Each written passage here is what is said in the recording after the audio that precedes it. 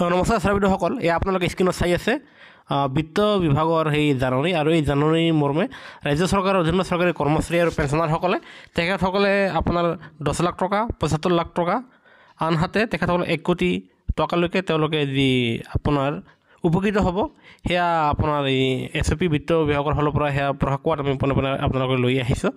আপোনালোকৰ আমি সময় নষ্ট নকৰাকৈ এয়া আমি প্ৰথমটো দেখুৱাইছোঁ।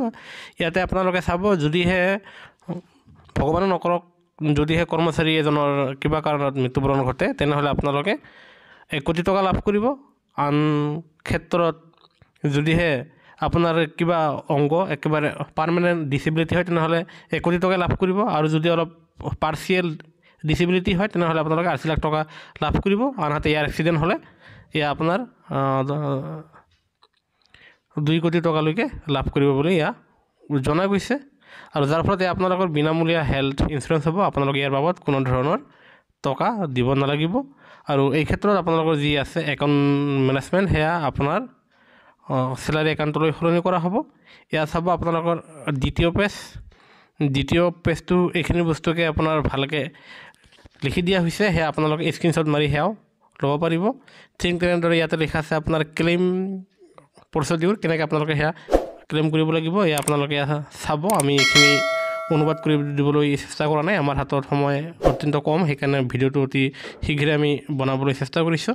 লগতে এয়া আপোনালোকে 3 নম্বৰ পেজটো চাব। এয়া 3 নম্বৰ পেজটো আমি আপোনালোকক লৈ আহিছোঁ। আপোনালোকে যদিহে কিবা ডিচেবিলিটি হয় তেনেহ'লে আপোনালোকে তাত ক্লেইম কৰিব লাগিব, আৰু ক্লেইম কৰিলে আপোনালোকে উপকৃত হ'ব পাৰিব।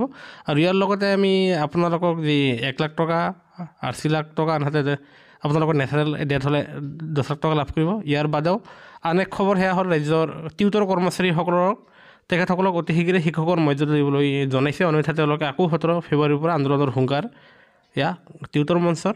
আনহাতে প্ৰাথমিক বিদ্যালয়ৰ প্ৰধান শিক্ষকৰ পদ সৃষ্টিৰ কাৰণে 15 দিনৰ সময়সীমা বান্ধি দি শিক্ষামন্ত্ৰীলৈ পত্ৰ ক্ষুব্ধ শিক্ষাগুৰুসকলৰ, আৰু এয়া আপোনাৰ প্ৰকাশ পাইছে। আৰু লগতে আপোনাৰ যোৱাকালি 18 মাহৰ দিয়ে এৰিয়াৰৰ টকা যে আকৌ এবাৰ দিয়া নহ'ব বুলি সেয়া জাননী প্ৰকাশ পাইছে, সেয়া আমি আপোনালোকৰ মাজলৈ আগবঢ়াইছোঁ। আনহাতে 18 মাহৰ লগতে 8 পে কমিশ্যন যে দিয়া হ'ব সেই নটিছখন আমি আপোনালোকক আগবঢ়াইছোঁ। ইমান দিনে 8 পে কমিশ্যন নিদিম বুলি কৈছিলে, কিন্তু চৰকাৰে ঘোষণা কৰিছে। ঠিক তেনেদৰে 18 মাহৰ দিয়ে এৰিয়াৰ নিদিম বুলি কৈ আছে। এতিয়া লক্ষণীয় হ'ব চৰকাৰে 8ম দৰমহা আয়োগৰ দৰে সেয়াও ঘোষণা কৰিব পাৰে। আৰু আমি আপোনালোকক প্ৰতিটো শেহতীয়া খবৰ সকলোকে আগত লৈ আহোঁ, আপোনালোকে জানে। সেয়েহে চৰকাৰী কৰ্মচাৰী আৰু পেঞ্চনাৰৰ প্ৰতিটো শেহতীয়া খবৰ প্ৰতিটো শেহতীয়া জাননী সকলোতকৈ আগত পাবলৈ আমাৰ চেনেলটো নিশ্চয় লাইক এটা দি শ্বেয়াৰ আৰু ছাবস্ক্ৰাইব কৰিবলৈ নাপাহৰিব। ভিডিঅ'টো চোৱাৰ বাবে ধন্যবাদ। জয় অসম।